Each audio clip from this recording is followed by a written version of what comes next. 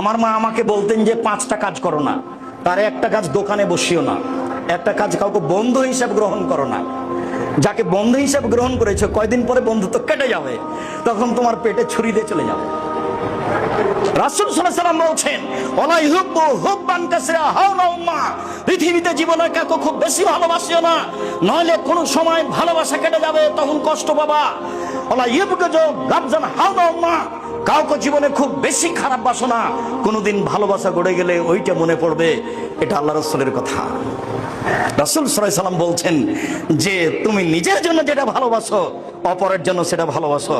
আমি বক্তব্যের এক পর্যায়ে বললাম যে মানুষকে টাকা দেওয়ার সময় ভালোটা আগে দিতে হবে, ছিঁড়াটা পরে দিতে হবে।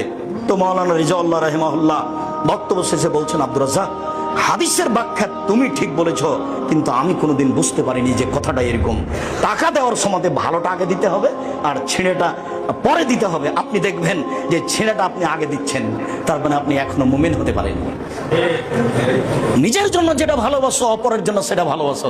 তা আমি তো সুন্দর টাকাটা নিজের জন্য ভালোবাসছি, তো ছিঁড়ে টাকাটা অপরের জন্য ভালোবাসছি কেন? তাহলে বোঝা যাচ্ছে এখনো আমি হালাল রুজি খাওয়ার মতন ঈমান আমার ভিতরে আসেনি।